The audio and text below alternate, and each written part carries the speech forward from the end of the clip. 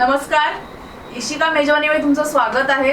तर आज आपण बनवणार आहोत शेव पुरी आणि त्यासाठी लागणारी पुरी सुद्धा मी तुम्हाला कशी बनवायची हे दाखवणार आहे। तर चला तर आपण आता साहित्य बघून घेऊया। तर इथे मी पुरी बनवण्यासाठी मैद्याचं पीठ घेतलंय। हे साधारण पाव किलोपेक्षा थोडं जास्त आहे आणि पीठ मळण्यासाठी आपण इथे पाणी घेतलंय 1 ग्लास।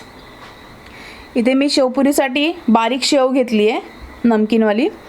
इथे मी ओवा घेतलाय, कोथिंबीर अर्धी वाटी आणि इथे मी 1 कांदा आणि 1 टोमॅटो बारीक चिरून घेतलेला आहे मिक्स करून।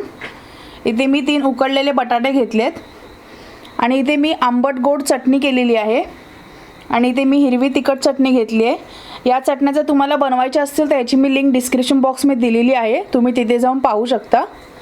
इथे चवीनुसार मीठ आणि चाट मसाला आणि पुरी तळण्यासाठी इथे मी कढईमध्ये तेल घेतलंय। तर चला आता आपण सुरुवात करूया।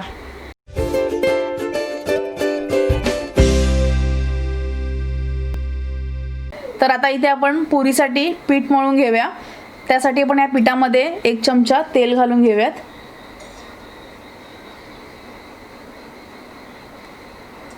आता आपण याच्यामध्ये 1 चमचा ओवा घालूयात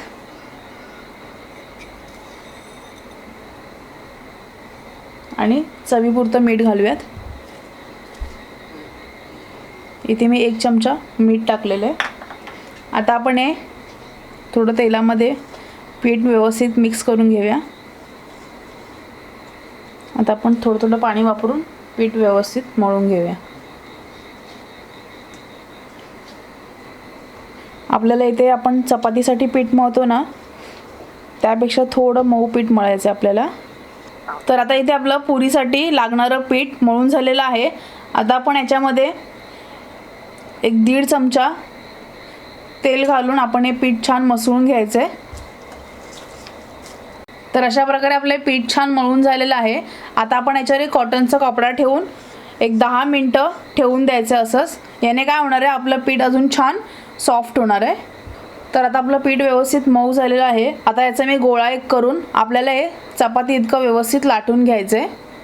तर आता इथे मी सुकं पीठ घेतलेलं आहे लावण्यासाठी। आता आपण याला थोडंसं सुकं पीठ लावून याची आपण गोल चपाती लाटून घेऊया। तर अशा प्रकारे आपल्याला अशी चपाती लाटून घ्यायची आहे आणि ही चपाती मी जास्त जाड पण नाही लाटली आहे आणि जास्त पातळ पण नाही लाटली आहे। तर आता आपण याला या काट्याच्या चमच्याच्या साहाय्याने आपण याला असे होल करून घ्यायचे आहेत, कारण आपल्याला ही शेवपुरीची पुरी बनवायची आहे। तरी पुरी फुगायला नाही पाहिजे, त्यासाठी आपण याला असे होल करून घ्यायचे सर्व चपातीला। तर तुम्ही पाहू शकता इथे मी सर्व बाजूला पूर्ण गोल चपातीला असे बारीक बारीक होल करून घेतलेले आहेत। तर आता इथे मी पुरीच्या आकार इतकी ही प्लॅस्टिकची डब्बी घेतलेली आहे। ह्याला वरून अशी धार आहे। तुमच्याकडे जर एवढी लहान स्टीलची वाटी असेल तरी चालेल। तर आपण याच्या साहाय्याने पुऱ्या बनवून घ्यायच्या आहेत। अशा प्रकारे आपण अशा सर्व पुऱ्या बनवून घ्यायच्या आहेत। तर अशा प्रकारे मी ते सर्व पुऱ्या पाडून घेतलेल्या आहेत। तर आता आपण इथे कढईमध्ये तेल गरम करून घेऊया। तेल छान तापवून घ्यायचं आहे। तर आता इथे आपलं तेल व्यवस्थित तापलेलं आहे। आपण याच्यामध्ये एक एक करून सर्व पुऱ्या सोडून घेऊयात।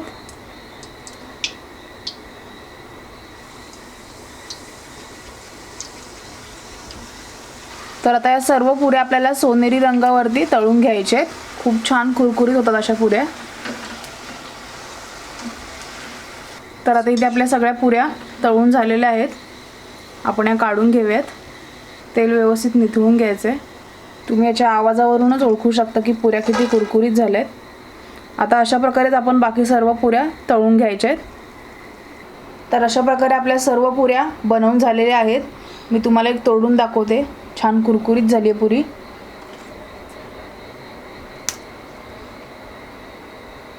तर आता आपण शेवपुरी बनवायला सुरुवात करूया।